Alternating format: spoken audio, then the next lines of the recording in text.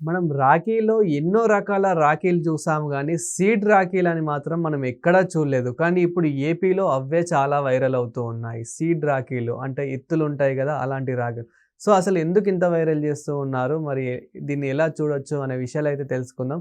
దీని గురించైతే మాట్లాడేందుకు ప్రస్తుతం మనతో పాటు సీనియర్ జర్నలిస్ట్ సిఎస్ రావు గారున్నారు. నమస్తే అండి. నమస్తే. సార్ ఏంటి సార్ అసలు ఈ సీడ్ రాఖీలు అనే కాన్సెప్ట్ ఏంటి? అసలు ఎవరు తెచ్చారు? ఎందుకు ఏపీలో ఇంత వైరల్ చేస్తున్నారు దీన్ని?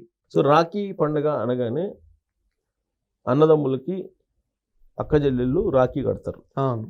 సరే ఎవరి స్థాయికి తగ్గట్టు వాళ్ళు ఆ రాఖీలను కొనుగోలు చేస్తారు పెద్ద ఎత్తున. అది ఒక పెద్ద బిజినెస్ అయిపోయింది. రాఖీ పండుగ అనగానే రాఖీలు తీసుకురావటం, ఆ ఫైబరీ లేదంటే ప్లాస్టిక్ అన్నీ తీసుకురావటం, రాఖీలు తయారు చేయటం, ఆ రాఖీ కట్టడం ఇవన్నీ జరుగుతుంటాయి మనం చూసాం. అయితే ఆంధ్రప్రదేశ్ ముఖ్యమంత్రి చంద్రబాబు నాయుడు గారు ఈ రాఖీ పౌర్ణమి సందర్భంగా సీడ్ రాఖీని మాత్రమే కట్టండి మీరు మీ అన్నదమ్ములకి ఓకే. అని చెప్పి ఒక పిలుపునిచ్చారు. దాదాపు 3-4 నెలల క్రితం ఆయన పిలుపునిచ్చారు సీడ్ రాఖీని. ఎందుకు ఆ పిలుపునిచ్చారంటే పర్యావరణం దెబ్బతింటుంది. ఈ ప్లాస్టిక్ తోటి తయారు చేసినటువంటివి, అలాగే ఫైబర్తో తయారు చేసినటువంటి వాటితోటి రాఖీ కనుక మీరు కడితే అది ఎలాగో 2 రోజులకో 3 రోజులకో 4 రోజులకో తీసేస్తారు. తీసేసినప్పుడు అది వేస్ట్గా పోతుంది. అది ప్లాస్టిక్ అనేది వర్షం పడినప్పుడు నీళ్ళలో భూమిలోకి నీళ్లు ఇంకకుండా అడ్డుపడుతుంది. కాబట్టి ఇది పర్యావరణానికి ప్రమాదం. ఇది ఒక అంశం. అందుకని మీరు సీడ్ రాఖీని ప్రమోట్ చేయండి అని చెప్పారు. ఇది 3-4 నెలల క్రితమే. రీసెంట్గా జరిగినటువంటి వన మహోత్సవం సందర్భంగా అప్పుడు ఏం చేశారు, చెట్లు నాటే కార్యక్రమం చేశారు. ఈ చెట్లు నాటే కార్యక్రమం జరిగినప్పుడు కూడా సీడ్ రాఖీని ఆయన ప్రస్తావించారు. మీరు సీడ్ రాఖీని తయారు చేయండి, రాబోయేటువంటి రాఖీ పౌర్ణమికి సీడ్ రాఖీలు కట్టండి మీ అన్నదమ్ములకి అని చెప్తూ గ్రహాలను కూడా యాడ్ చేశారు ఆయన. ఏంటి అని అంటే, జనరల్గా మన ప్రవచనకర్తలు కానీ లేదంటే మన ఆధ్యాత్మికవేత్తలు కానీ చెప్పేది ఏంటంటే, ఒక్కొక్కరికి ఒక్కొక్క చెట్టు గ్రహాలని కొంచెం సంతృప్తిపరుస్తుంది అనేటువంటిది ఉంది. అది కేసీఆర్ గారు కూడా నమ్ముతుంటారు. అందుకే ఈ మధ్యకాలంలో అమెరికా నుంచి వాళ్ళ మానవుడిని తీసుకొచ్చి ఫామ్ హౌస్లో జమ్మి చెట్టు ఏదో నాటిచ్చారు. అలాగే కేసీఆర్ గారు కూడా ఇక్కడ గ్రీన్ ఛాలెంజ్ కార్యక్రమం చేపట్టినప్పుడు కూడా గతంలో రకరకాల చెట్లు తీసుకొచ్చి ఒక్కొక్క నక్షత్రం, ఇప్పుడు ఒక రాశి మేషరాశి లేదంటే నక్షత్రం ఏదో ఉంటుంది అనుకోండి, ఆ నక్షత్రానికి ఆ రాశికి సరిపోయేటువంటి మొక్క ఏంటి అని తెలుసుకొని ఆ మొక్కలు నాటిచ్చారు. ఓకే. సో ఇప్పుడు చంద్రబాబు నాయుడు గారు ఆయన కూడా ఏంటి, మీరు మీ అన్నదమ్ములకి సీడ్ రాఖీని కట్టండి. కట్టేటప్పుడు మీ అన్నదమ్ముల యొక్క రాశి నక్షత్రాలు తెలుసుకోండి. ఈ రాశి నక్షత్రాలకు సరిపోయేటువంటి చెట్టు అంటే ఇత్తనం ఏంటి అనేది కనుక్కోండి. మీరు దానికి సరిపోయేటువంటి సీడ్ కట్టండి, సీడ్ రాఖీ కట్టండి. అది మీ వాళ్ళ అన్నదమ్ముల యొక్క గ్రహాలను కూడా సక్రమంగా ఉండేలాగా చేస్తుంది, కలిసి వస్తుంది మీకు అని చెప్పి చెప్తున్నారు. అదేదో చంద్రబాబు నాయుడు గారు చెప్పింది కాదు, యాక్చువల్గా ఆధ్యాత్మికవేత్తలు తర్వాత వీళ్ళు చెప్తుంటారు. దాన్ని ఆయన కూడా చెప్పారు. సార్ కానీ ప్లాస్టిక్ నిషేధం అంటేనే అసలు ఎవరు పట్టించుకోలేదు. ఇప్పటికీ ప్లాస్టిక్ వాడుతూనే ఉన్నారు, ప్లాస్టిక్ కవర్స్ వాడుతున్నారు.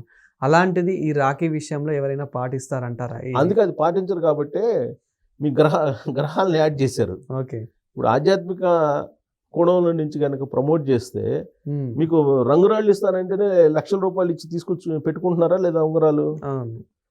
సో కాబట్టి ఆధ్యాత్మిక కోణంలో చెప్తే అట్రాక్ట్ అవుతారు అనేటువంటిది బహుశా ఆలోచన అయి ఉండొచ్చు ఆయనకి. ఇంకోటి ఏంటంటే, నిజంగా కూడా ఒక్కొక్కరికి ఒక్కొక్క చెట్టు కలిసి వస్తుంది.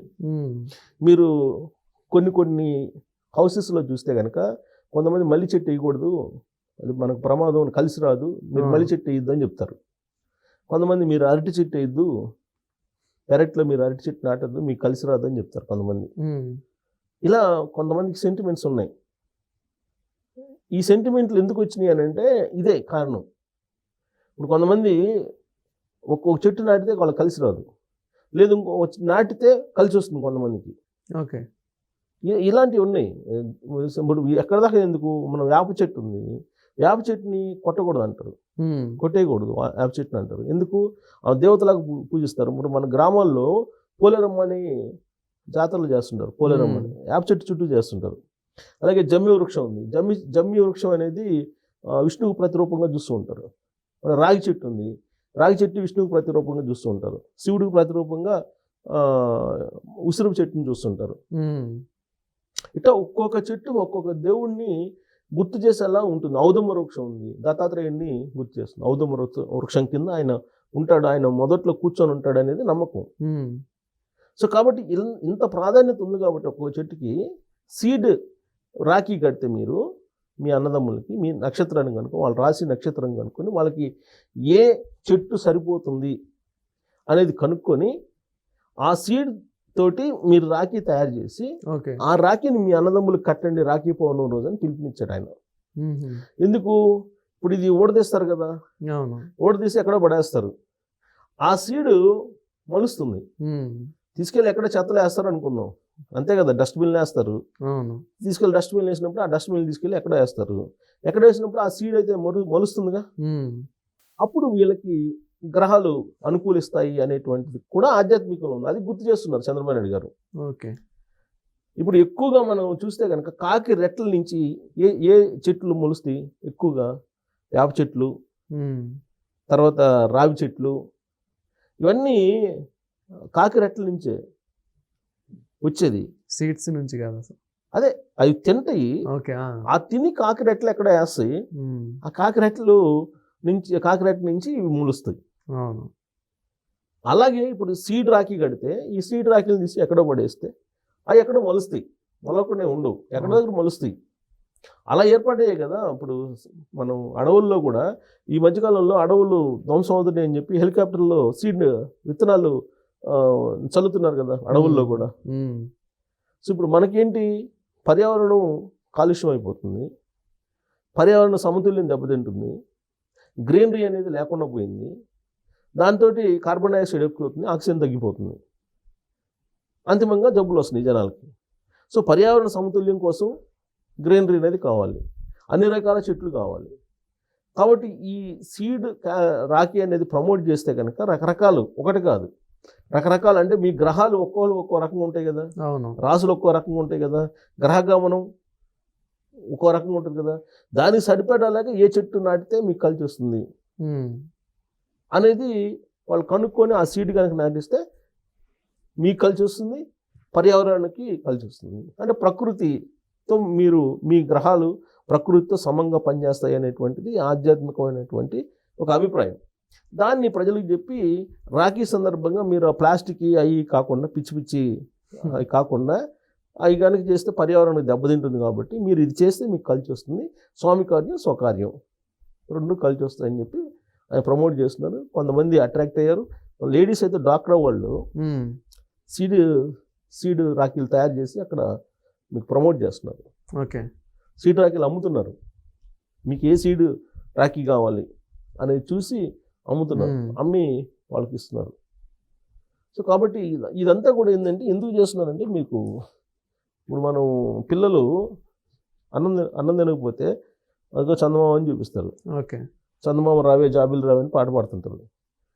అంటే చందమామని చూస్తే వీళ్ళు తింటారు. అలానే పర్యావరణం దెబ్బతింటుంది, మీరు ప్లాస్టిక్ వస్తువులు వాడద్దు అని చెప్పి ఎవరైనా వాడకుండా ఉంటున్నారా? పర్యావరణం దెబ్బతింటుంది, మీరు కాలుష్యం వెదజల్లే వాహనాలు మీరు వాడద్దు నిషేధం చేసామంటే నిషేధం చేశారు కాబట్టి వాడకుండా ఉంటున్నారా? లేరుగా. కానీ ఆధ్యాత్మిక యాంగిల్లో చెప్తే వింటున్నారు. ఈ మధ్యకాలంలో ఆయన చాగంటి కోటేశ్వరరావు గారు కానీ, లేదంటే ఇంకా ఉన్నారు కదా అనేక మంది, గరిగిపాటి ఆయన, వీళ్ళందరూ నరసింహరావు గారు, వీళ్ళంతా ఏది చెప్తే అది వింటున్నారు. ఏ గుడికి వెళ్ళమంటే ఆ గుడికి వెళ్తున్నారు. పలానా గుడికి వెళ్ళండి మీకు కలిసి వచ్చింది అని చెప్తే ఆ గుడికి వెళ్ళిపోతున్నారు. ఆ గుడికి వెళ్ళండి పాపాలన్నీ పోతాయి అని చెప్తే ఆ గుడికి వెళ్ళిపోతున్నారు. అక్కడ నడవండి అంటే నడుస్తున్నారు, అక్కడ నిద్ర చేయండి అంటే నిద్ర చేస్తున్నారు. కాబట్టి దాని బలం, ఆధ్యాత్మిక బలం ఎక్కువగా ఉంది. కాబట్టి ఆధ్యాత్మిక కోణంలో ఈ సీడ్ రాఖీ అనే దాన్ని ప్రమోట్ చేయటం ఆంధ్రప్రదేశ్లో మొదలైంది. ఇక్కడ తెలంగాణలో కూడా ఆల్రెడీ ఇండైరెక్ట్గా కేసీఆర్ గారు పలానా చెట్లు నాటండి అని ఆల్రెడీ గ్రీన్ ఛాలెంజ్ సందర్భంగా చెప్పారు. సరే వీళ్ళిద్దరు చెప్పింది ఆయన అప్పుడు చెప్పారు. సరే ఆయన ఇప్పుడు ఫామ్ హౌస్లో పరిమితం అయ్యారు, ఇప్పుడు ఏం పట్టించుకోవట్లేదు ఆయన. కనీసం ఇప్పుడు చంద్రబాబు నాయుడు గారు చెప్పేది విని చేస్తే కనుక ఖచ్చితంగా పర్యావరణానికి ఖచ్చితంగా పనికొస్తుంది. ఆధ్యాత్మిక కోణంలో నిజంగా కూడా కొంత ప్రతిఫలం ఉండే అవకాశాలు ఉంటాయి. Thank you sir. Thank you.